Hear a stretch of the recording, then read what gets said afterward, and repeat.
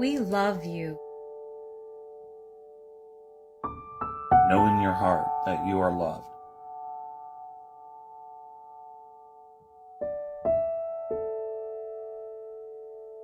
We bless you. And you are a blessing to this world.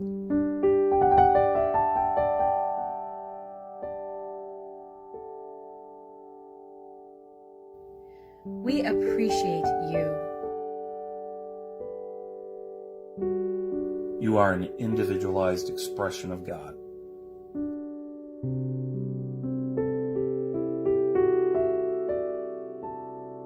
We behold the Christ as you. The kingdom of heaven is all around you and within you.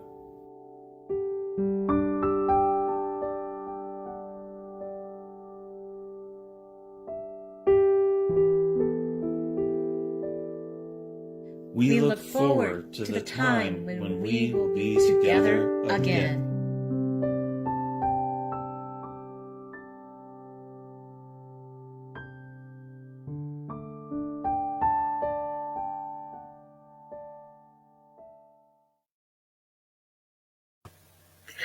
Good morning, friends. It's Rev Pat Bessie, and I am so excited to be here with you this morning. It has been a very full weekend. I just want to share that yesterday we had our day-long retreat with Mirabai Star, which was a 10. It was a wonderful experience, and I want to thank everybody from our community that supported that, and I hope that you got as much from it as I did. And so I'm seeing people already coming on this morning. I love that. Don Labby, Christine, Anita, Alicia. Hi, darling. Leroy. I just woke him up so he'd be awake for this. Carol Holt. So good to see everybody this morning. And I'm very excited to be here and to be sharing with you this morning. And so I'm going to turn it over right now to Dina as she welcomes us in our opening song.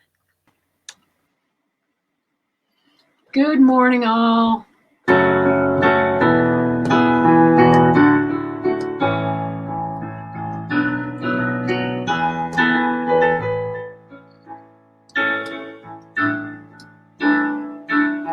Come, let us gather together.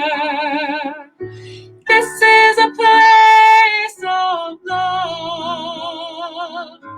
We come together as people of prayer. This is a house built on love. Come, let us gather in peace. This is a sacred space. We join our hearts here in one loving family. This is a house built on love. We come together as people of prayer. This is a house built on love.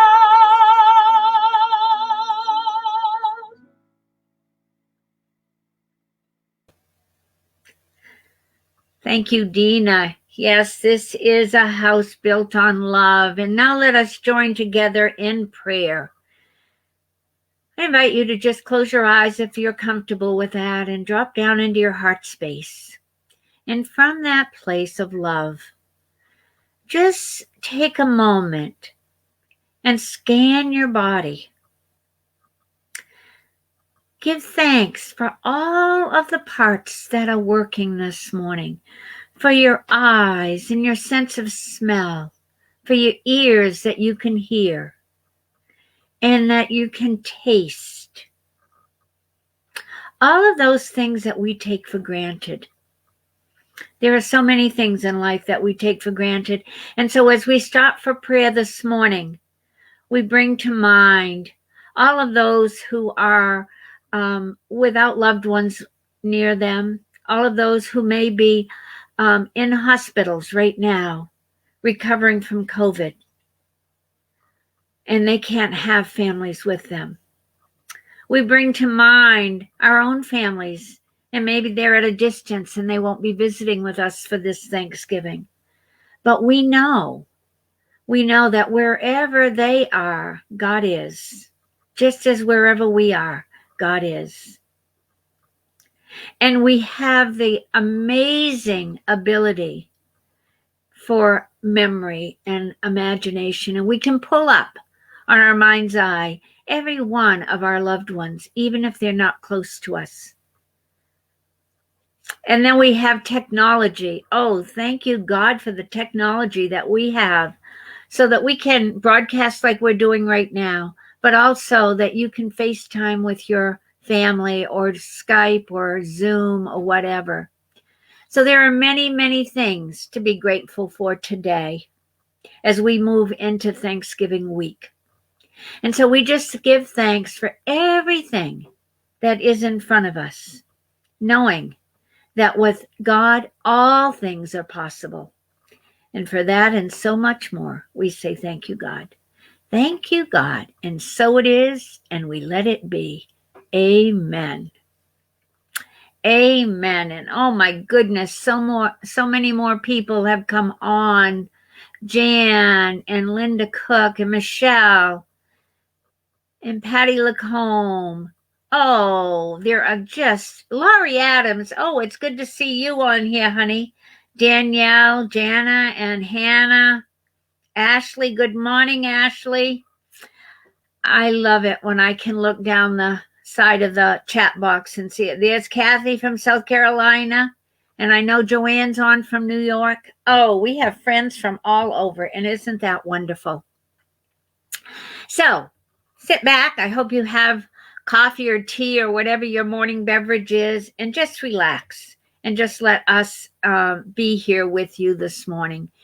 So I'm going to invite us now. And I want to just say that our prayer partner this morning is Barbara Kowalska. She is holding space with us this morning, and for that we are grateful. And now let us say together our invocation, and I know that there it is. So join me in this, please. There is only one presence and one power in the universe and in my life, God, the good omnipotent. And I want to tell you, friends, this is one that we need to hold on to all the time. One presence, one power active in my life. And our vision statement is centered in divine love. We celebrate a spiritually transformed world. We celebrate a world where where everybody is being kind and generous and respectful to one another, where we are seeing each other as our brothers, our sisters, our aunties, our uncles. Everybody is part of the human family.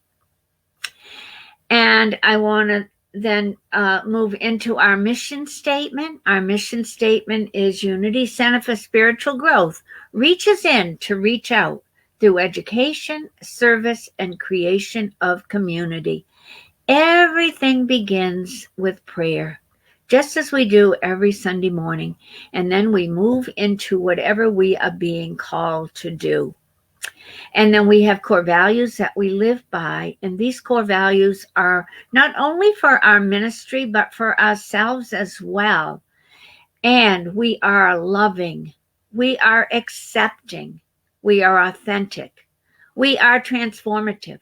We are soul-centric. We are compassionate. And we are welcoming. And now I'm going to turn it back over to Dina as she shares with us our congregational song.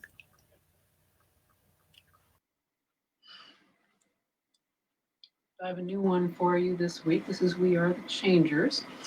And what I'm going to do is I'm just going to sing it for you once, and then we'll do the song as you see it on the lyric sheet there where we do the whole thing from the top through the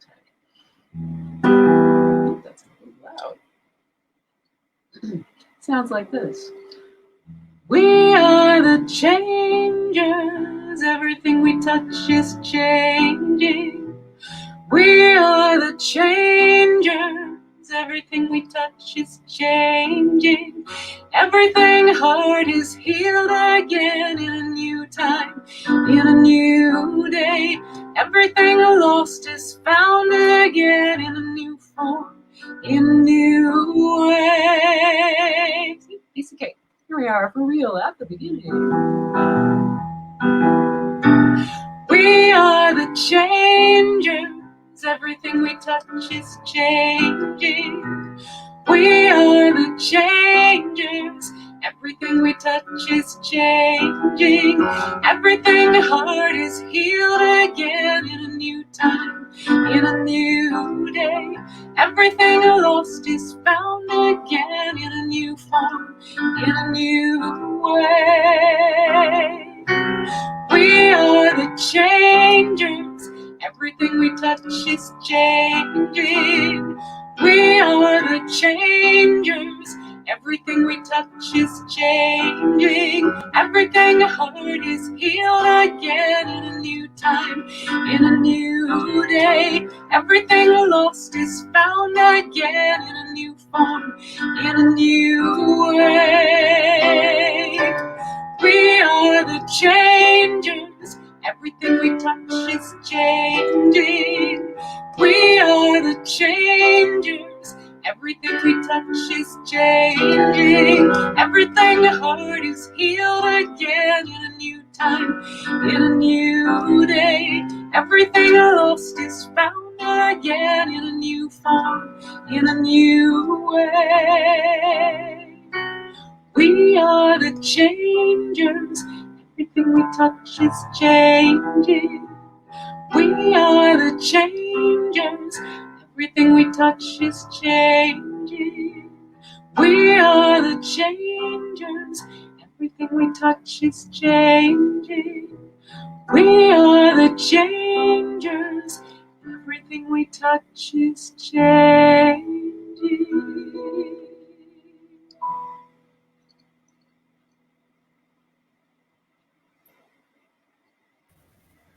That's awesome. Thank you, Dina. And I'm looking at the chat box and I am seeing people from all over the place. I got to put my glasses back on so I can see.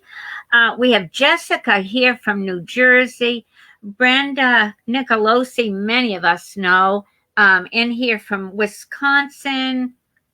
We've got Jackie from England. Oh my goodness gracious, we are well represented this morning from all over the country and the world. How great it is to have the technology that we are able to do this. And so this is where I tell you about our 5 basic principles. And let me tell you, these 5 basic principles are Unity's foundational teachings. And I have, over the years, used them in many, over and over again. But I want to tell you, in these trying times that we're in right now, I find that they are, I'm calling on them more and more and more. And I am so grateful for them because they do keep me centered. They do keep me in the present moment. And then, so the first one is that God is good and everywhere present, that there is no place on this planet that you can be that God is not. And I have to remember that, and I hope that you embed that in your consciousness as well. The second one is that everybody is inherently good. The Spirit of God lives within each person. Everybody has that same Spirit of God within them. And this is the one that I have to keep remembering, because sometimes what I'm seeing is a personality and I forget that that's not the truth of who they are. But everybody is inherently good. We are all original blessings. The third one is our thoughts are creative. We create our life experiences through our way of thinking.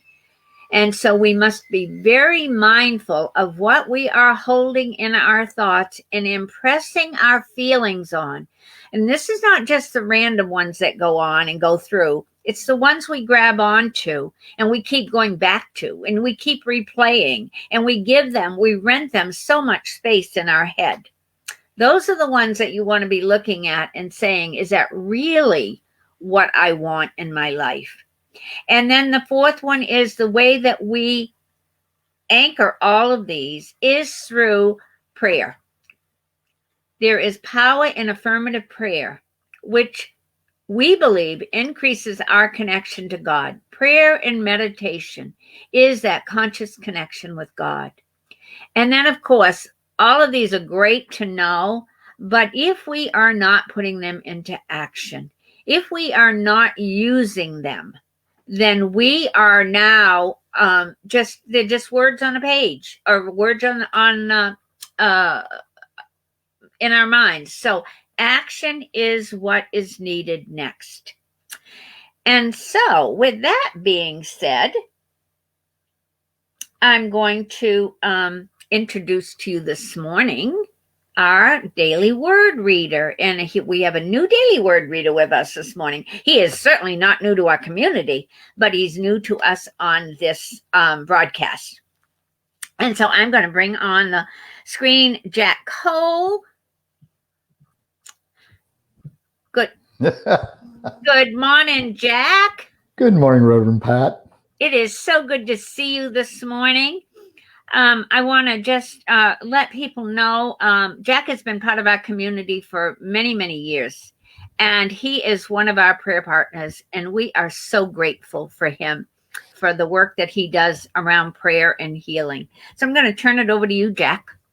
Okay. Today's word is forgive. In the peace of prayer, I release all unforgiveness. If I hold on to feelings of hurt, betrayal, or anger in response to another person's words or actions, I block the flow of divine love and peace in my life. Likewise, holding on to guilt, shame, or embarrassment that may arise when I have hurt another person also keeps me from experiencing divine love and peace. Forgiveness removes all barriers, all obstacles, anything that may disrupt my experience of divine presence. In order to forgive myself or another person, I need not justify or approve behavior that is unwelcome. I need only to become willing to forgive. In the peace of prayer, I release all unforgiveness. I feel the healing power of divine love as it dissolves all barriers, all illusions of separation. I forgive and I am healed.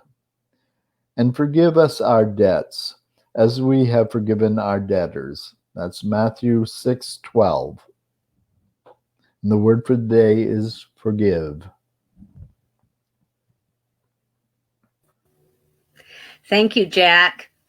And I want to apologize, Chris, because I tried to manipulate and put Jack on when it wasn't mine to do. So I apologize for that. That's why you were seeing Jack bouncing in and out for a minute. I couldn't keep my hands to myself. So I'm going to now turn it over to Dina. To open up Pat's talk this morning, this is a song by Janice Stanfield. Let the change begin. Not in that key, though. I'm going to begin by changing the key.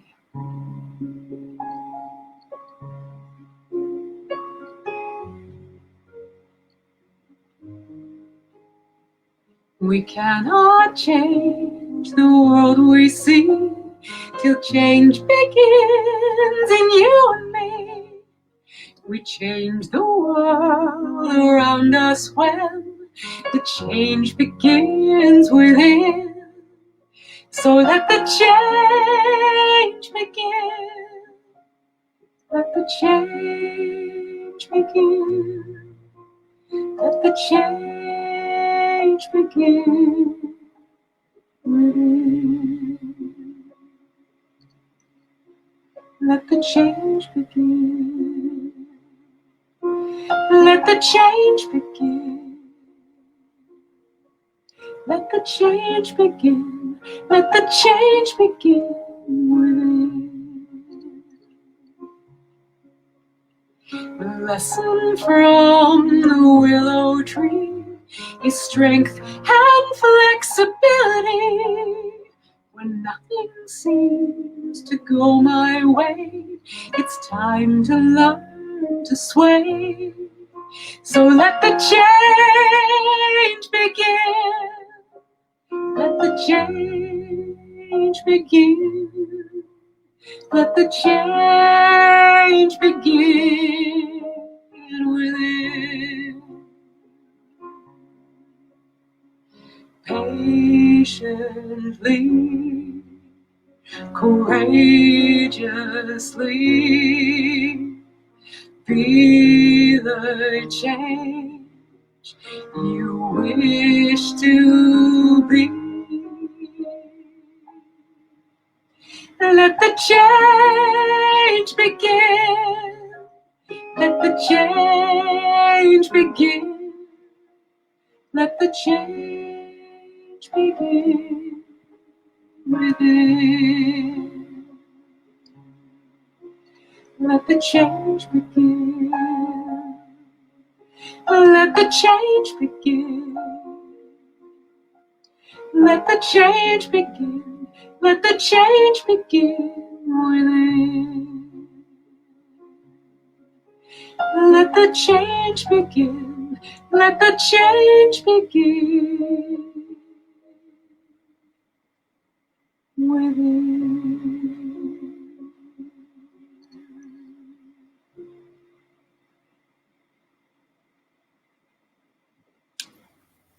Absolutely beautiful.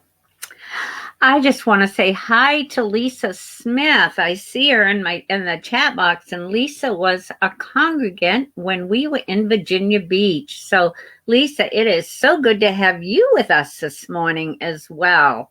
Welcome. So, as we think of the song that Dina sang, Let the Change Begin, that's a really good segue into today's talk. Dina does a fabulous job of finding the right songs to carry the energy of what the talk is about. And so today I'm bringing to a close the series that I've been doing on a book by Valerie Carr. And today I'm going to begin in a way that I don't usually do, and that is I am going to be sharing with you a talk that Valerie gave in 2019 to the Bioneers Conference. And I'm using this morning because it really kind of encapsulates the whole book and brings a nice ending to it. And so I'm going to invite you to just sit back and I'm going to be telling you a story.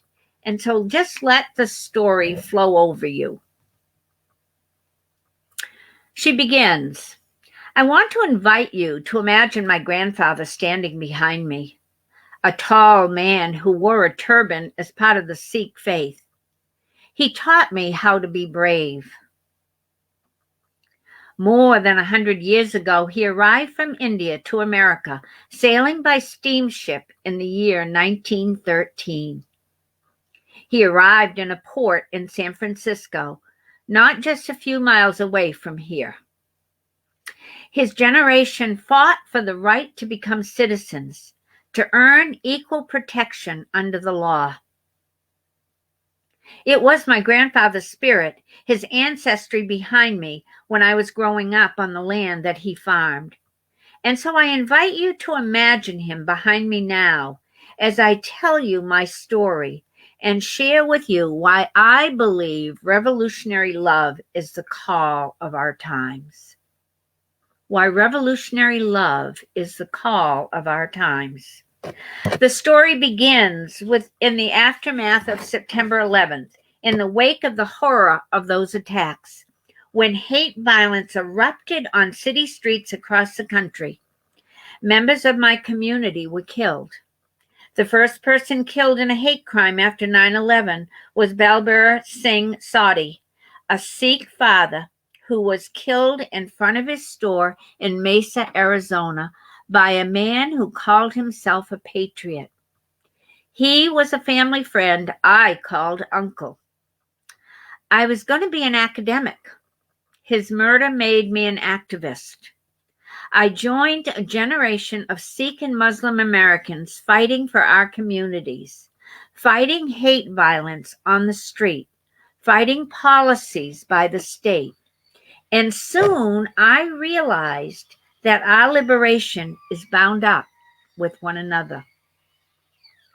I found myself working with brown and black communities across the United States, sometimes when the blood was still fresh on the ground.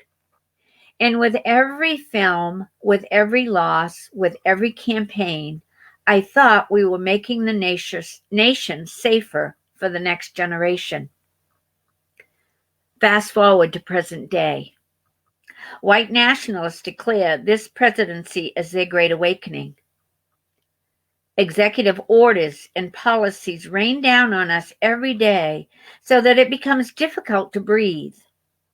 And hate crimes have skyrocketed once again. And I just want to put a note in here I just saw last week where hate crimes in the U.S. have reached their highest level in more than a decade. And now she wrote this back in 2019. So back to what she tells us. But now I am a mother. Just a few weeks ago, my son was coming home with my father and my mother from a summer concert. My son was sitting on my father's shoulders on top of the world. They were going to grab a ferry ride on a ferry to cross the marina and come back home. His childhood had been magical until they heard it. Go back to the country you came from. My father was hard of hearing, so my 4-year-old son had to tell him what the mean lady said. When they came home, my parents were shaken. Didn't anyone say anything, I asked them, and they said no. There was a crowd of people who watched, who saw, but no one said anything. Just like last time when my father was walking on a beach with a baby carrier with my son at his side and someone called him a suicide bomber. There were no bystanders who spoke up then. I realized that I have been reckoning with the fact that my son is growing up in a nation more dangerous for him, a little boy with long hair who may someday wear his hair in a turban as part of his faith. Than it was for me. More dangerous even than it was for my grandfather. That generations of advocacy have not made the nation safer for our children, for my son. I had to reckon with the fact that there will be moments on the street or in the schoolyard when I will not be able to protect my son. For Sikh and Muslim Americans today are still seen as terrorists. Just as Black people in America today are still seen as criminal. Just as brown people are still seen as illegal. Just as Indigenous people are still seen as savage. Just as trans and queer people are still seen as immoral. Just as Jews are still seen as controlling. Just as women and girls are still seen as property. When they fail to see our bodies as some mother's child, it becomes easier to ban us, to detain us, to incarcerate us, to concentrate us, to separate us from our families, to sacrifice us for the illusion of security. I realize that I am being inaugurated into the pain that Black and brown mothers have long known on this soil, that we cannot protect our children from white supremacist violence. We can only make them resilient enough to face it and to insist until our dying breath that there be no more bystanders. But does it have to be so painful? You know, I realized that the last time my body has been in this much pain was when I was on the birthing table. In birthing labor, there is a stage that is most painful. It is the final stage. The body expands to 10 centimeters. The contractions come so fast there's barely time to breathe. It feels like dying. It is called transition. I would not have given it this name. During my transition, I remember the first time the midwife said that she could see the baby's head, but all I could feel was a ring of fire. And I turned to my mother and I said, I can't. My mother had her hand on my forehead. She was whispering in my ear, you are brave. You are brave. And just then, I saw my grandmother standing behind me, behind my mother, and her mother behind her, and her mother behind her. A long line of women who had pushed through the fire before me. I took a breath. I pushed. My son was born. And that ends the reading. So as I said in the opening, for the last several weeks, I've been doing a series on the book, See No Stranger, a memoir and manifesto of revolutionary love.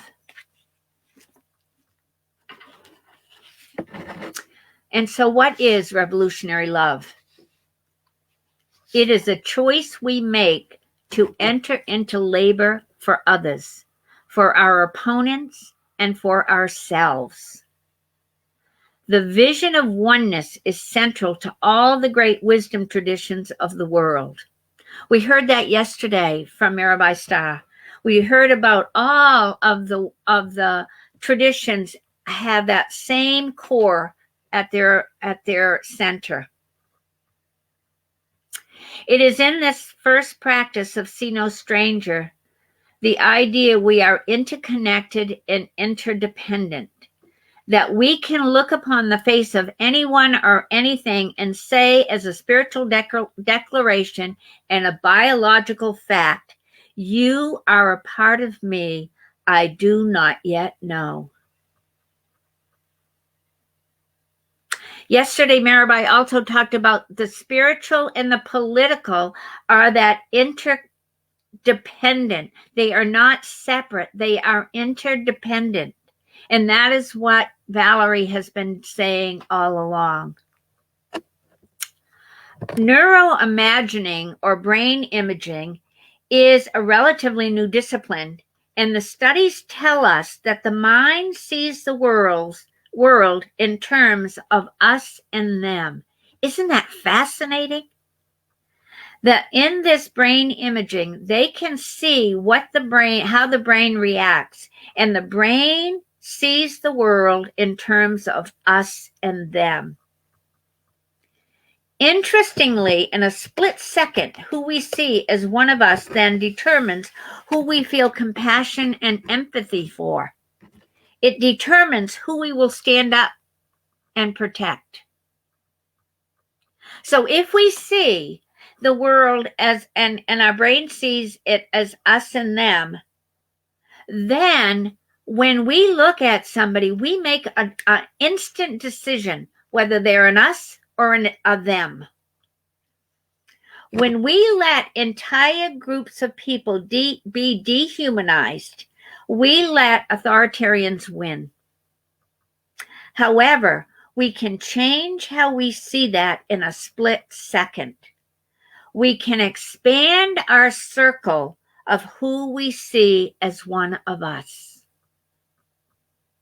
In a split second, we can make a determination of them being us rather than them. Think about that and just hold that. Stick a pin in that. So the first week of this series, we looked at wonder.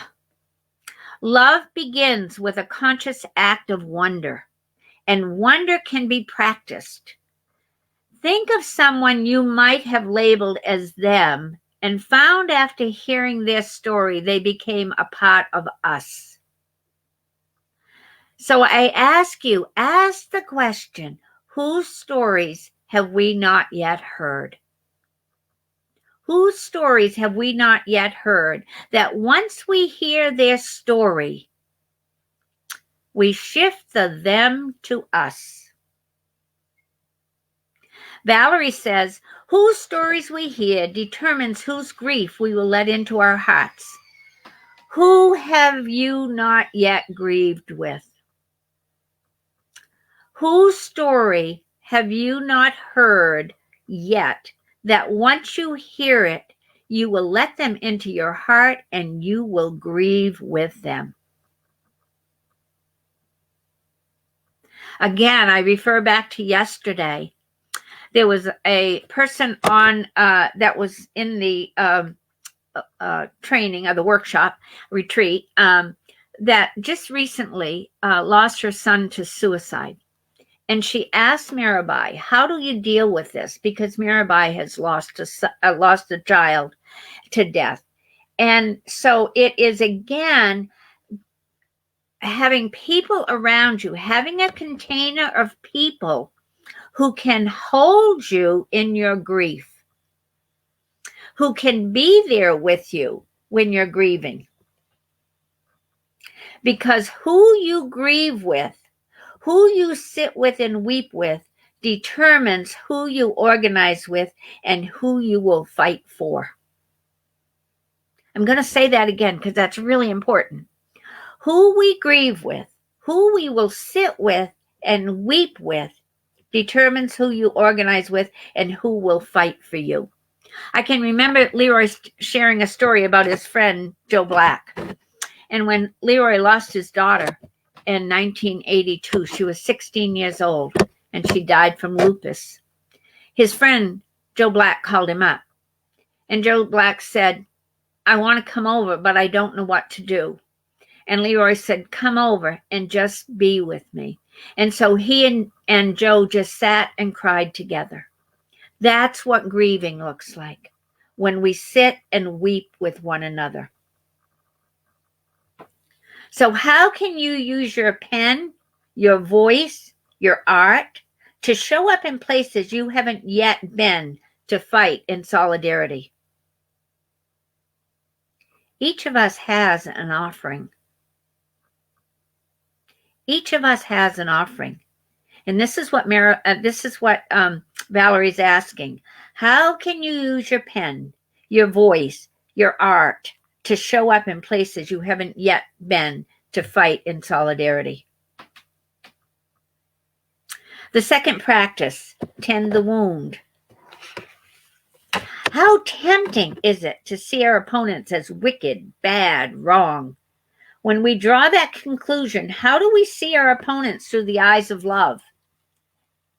And this is from Valerie. It has taken me a few years to learn that there are no such things as monsters in the world, only human beings who are wounded.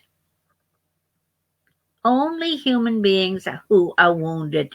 And we have this conversation often in small groups and classes and stuff, that wounded people wound. And when wounded people are wounded, they lash out. And remember our second principle, everybody is inherently good. But what do we see? We see the woundedness. So in this second practice, tend the wound, Valerie writes, our opponents, the terrorists, the fanatic, are people who don't know what else to do with their insecurity but to hurt, to pull the trigger, or cast the vote, or pass the policy aimed at us. How many times have we read after a mass killing about the shooter to find out the troubled life that they led? That it was from their woundedness that they struck out. Valerie goes on to say, but if some of us begin to listen to even their stories, we begin to hear beneath the slogans and the sound bites. We begin to understand how to defeat the cultural norms and institutions that radicalize them.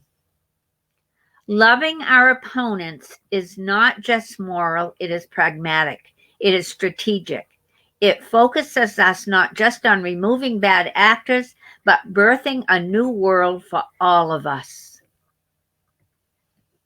every morning, Leroy and I read something from Gandhi.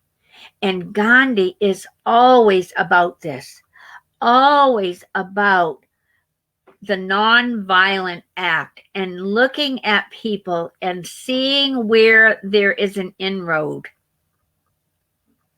And it's not about being just moral, but it's pragmatic and it's strategic. He was very strategic in his work. The third practice is breathe and push. We talked about this the last 2 weeks. The midwife tells us to breathe and then to push. Not to breathe once and then push the rest of the way. No, she says breathe and push and then breathe again. And these are Valerie's words. In all of our labors, the labor of raising a family or making a movement, of birthing a new nation, we need people to help us breathe and push into the fires of our bodies and the fires in the world. Breathe and push. Breathe and push. And now we get to the last chapter. And the last chapter is transition. And it could be called change because that's what transition is about. And again, Valerie writes, you see the stage called transition. It feels like dying, but it is the stage that precedes the birth of new life. And so birthing as a metaphor has begun to fill my imagination. You know how we say warrior on or soldier on? Only a subset of men for most of human history have had the experience of going to war. Yet we all know what it means to be brave enough to fight the good fight. So too, only a subset of women have had the experience of birthing, or birthing that way. It is not special. It is very specific. It is distinct. It requires a certain kind of courage to create something new. I began to wonder if the metaphor of birthing may have something to offer all of us. She goes on to say, it has filled my mind and formed a question in me, a question that I have been asking every single day of the last 2 years. What if? What if the darkness in our country right now, in the world right now, is not the darkness of the tomb, but the darkness of the womb? It's not the darkness of the tomb, but the darkness of the womb. What if our America is not dead, but a country still waiting to be born? What if all of our ancestors who pushed through the fire before us, who survived genocide and colonization, slavery and sexual assault, what if they are standing behind us now, whispering in our ear, you are brave. You are brave. What if this is our time of great transition? Wow. What if this is our time of great transition? And that's the end of her quotes. So I ask you, every one of you here this morning, to think of our vision statement. Centered in divine love, we celebrate a spiritually transformed world. What if this is our time of great transition? Statistics tell us within the next 25 years, people of color will exceed the number of whites in this country since colonization. What if this is our time of great transition? Could we birth a new nation where power is shared and where we strive to protect the dignity of every person? Isn't that what I talk about every Sunday? Where everybody treats each other as love and kindness, and that where dignity of every person is acknowledged. What if this is our time of great transition? I believe, and I truly believe, that the only way we will survive is if we show up. If we show up to the labor the way our ancestors showed up. I've mentioned before, Leroy and I have been watching some documentaries, watching what was going on during the civil rights movement in the 60s. Those people showed up. They showed up to the labor. If we showed up to the labor the way our ancestors showed up, we are a community. We are the peace builders. For the last 7 going on 8 years, we have been working and shifting into a consciousness of nonviolence and of interspiritual, interconnect, and intercultural celebration. We have been bringing all of this together. And so we have at our fingertips thousands of years of scriptures and stories and songs inspiring us to show up to the labor of justice with love. We are the midwives in this time of great transition, tasked with birthing a new future for all. So I ask you, I ask all of us, what do I need with me who do I need with me so that I can stay in the labor of transition? Who can I support so that they can transition too? And this is our work, friends. We had a call the other night, the spiritual exploration group that meets monthly. And we had a call with Jake Fahey, and he's doing some amazing work in this racial equity. And we talked about what is ours to do. How do we as a community step out into a greater arena? That hasn't all come about yet, but it will if we stay in the question, who do I need with me so that I can stay in the labor of transition? I need each and every one of you. And you need me as much as I need you.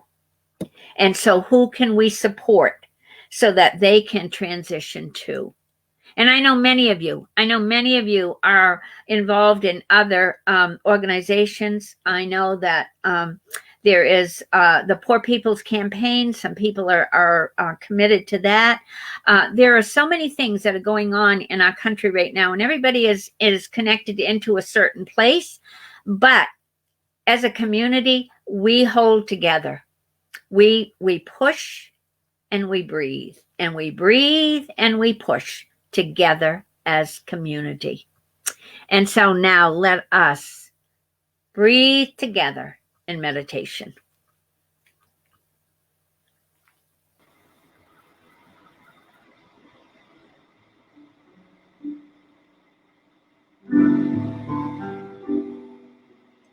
When I'm quiet in prayer, I open my heart. I open my heart. When I'm quiet in prayer, I open my heart. Hallelujah. When I'm quiet in prayer, I see only love, see only love. When I'm quiet in prayer, I see only love. Hallelujah.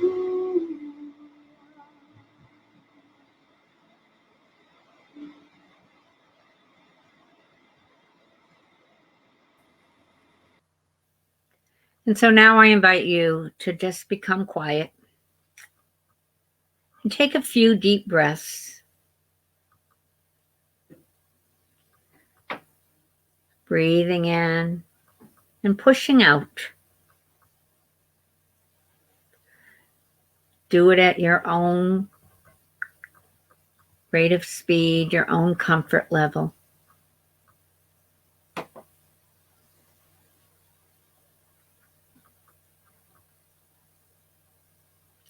And then I invite you to use your power of imagination and see who is standing behind you. What ancestors are standing behind you this morning?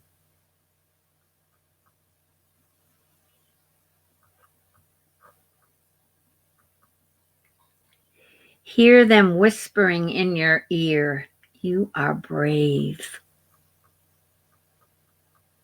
You are brave."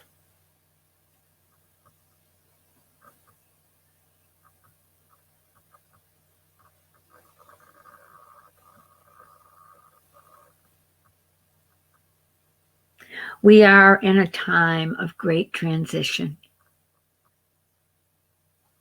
Change is happening.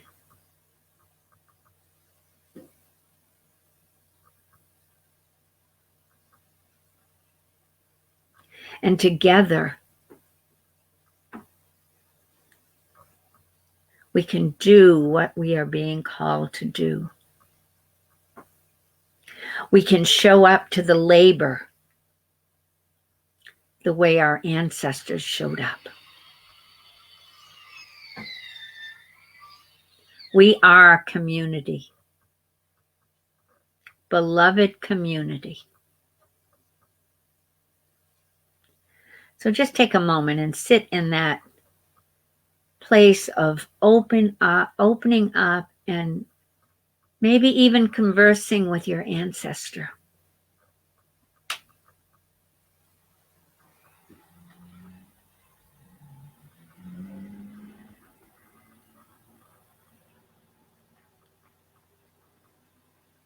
Now, as you hear the car go up the street and a saw in the background, the world is going on. Every moment, things are moving. Change is always happening.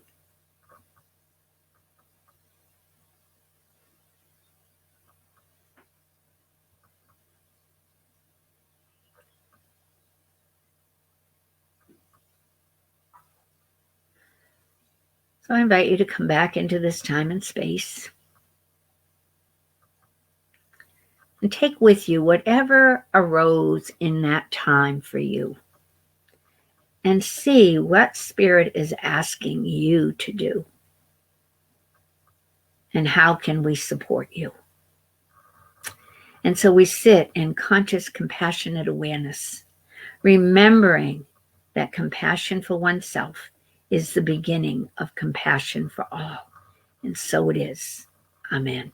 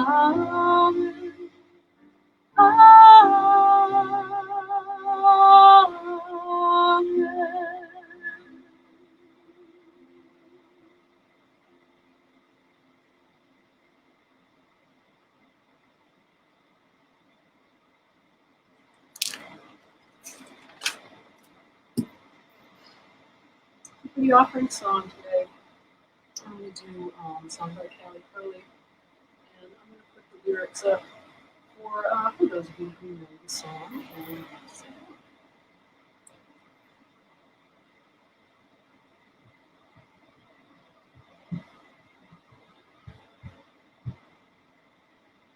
this is Be the Change.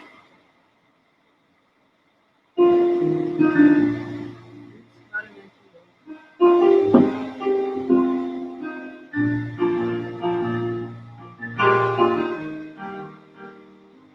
Be the change you wish to see in the world.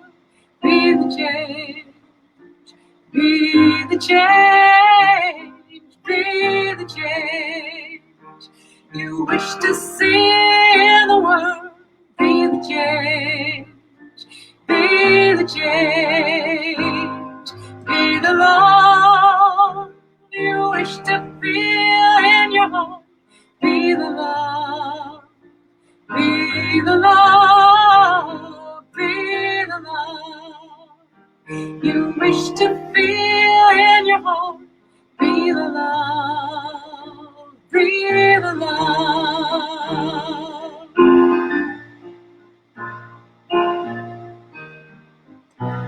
Spread the peace you wish to see in the world.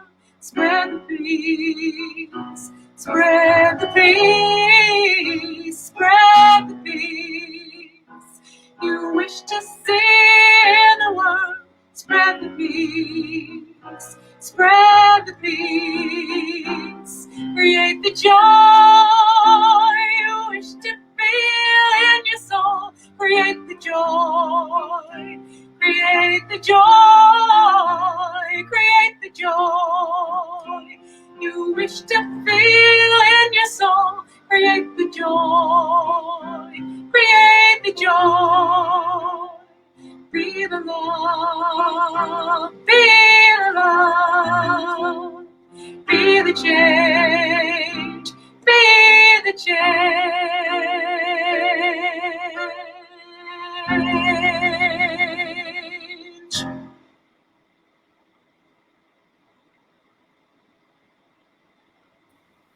Thank you very much, Dina.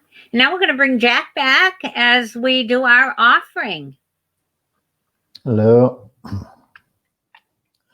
The offering statement: the inexhaustible resources of spirit is equal to every demand.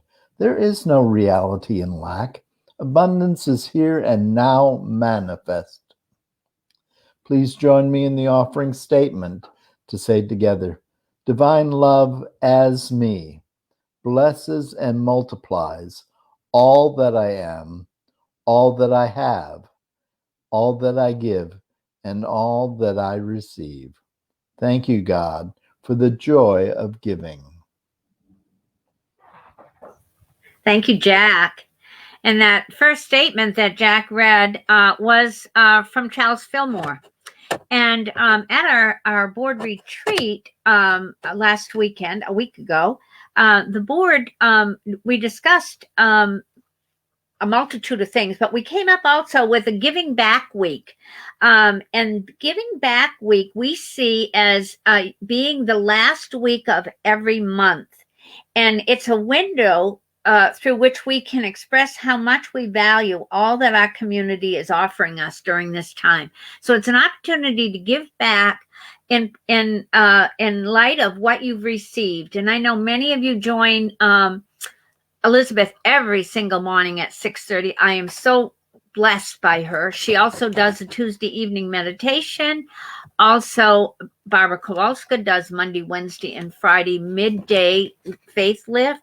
And then Dina does every Friday night an hour of music, as well as classes and other things that are going on.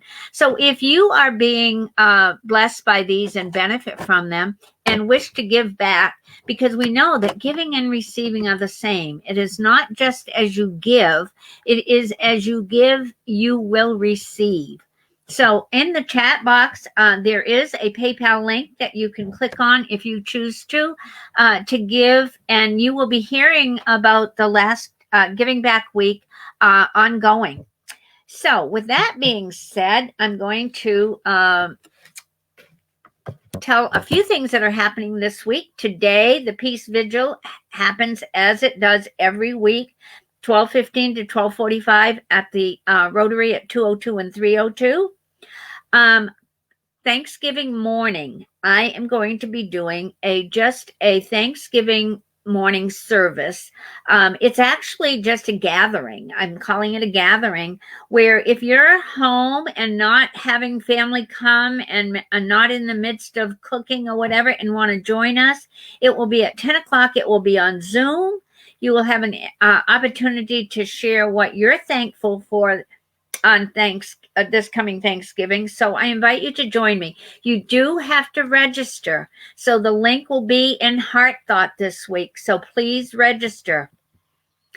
The other things that are going on is Jack Siri will be starting an Advent meditation on Tuesday evenings for 3 Tuesdays in December, the 8th, the 15th, and the 22nd from 6:30 to 8. And that too is by reservation. And by registration, I'm sorry. And that is in Heart Thought. And then I will be doing a remembrance service. And that will be on December 10th at 7 o'clock. And that will be a Zoom service as well. So many people have had so many losses this year and have had nobody to grieve with them. And that's what this remembrance service is about. It's about bringing to mind those that we have lost, or the things that we have lost. It might be a way of life right now that we have lost that you're grieving. So join us for that as well. And then Giving Tuesday is coming up on December 1st. It's a Tuesday, of course, because it's Giving Tuesday. But in Heart Thought this week, you might have seen a rendering or idea of what we're going to do for the women's bathroom. We are finally getting the women's bathroom done, and I'm so excited about it. And so we are raising funds for that. Our goal is $15,000.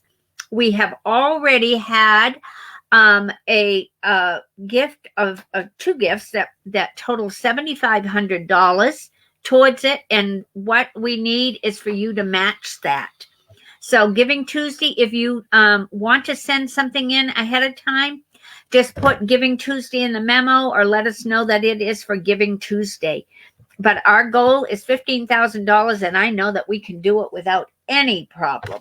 We've done less than that. We did more than that last year. We raised $10,000, and this way we're already halfway there. So it's exciting. So now let us close. Oh, and join me for coffee hour. At the coffee hour, we just discuss what might have come up for you during the service or anything else that's on your mind. And that link is in the chat box too. Christine takes care of making sure we get all of that. So I'm going to bring Dina back as we close with the peace song.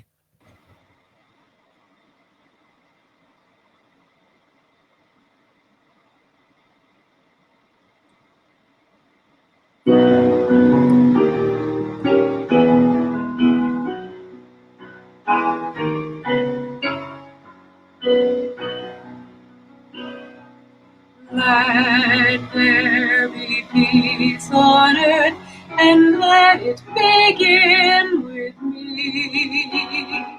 Let there be peace on earth, the peace that was meant to be, with God as the one source, united all are we.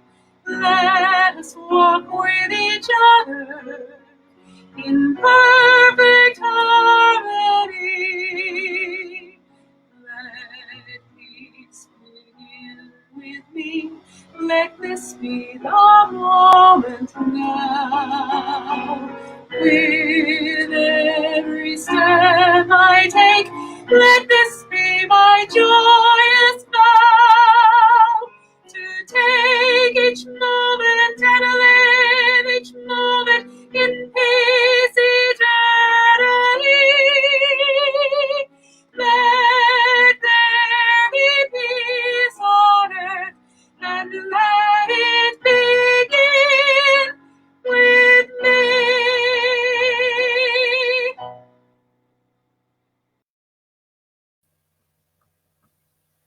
Yes, let it begin with me. And join me as we say together the prayer for protection. The light of God surrounds us. We are the light. The love of God enfolds us. We are the love. The power of God protects us. We are the power. And the presence of God watches over us. We are the presence. Wherever we are, God is, and all is swell. Have a blessed day, my friends. Have a blessed Thanksgiving if I don't see you beforehand. And I bow in gratitude to you for being with us this morning.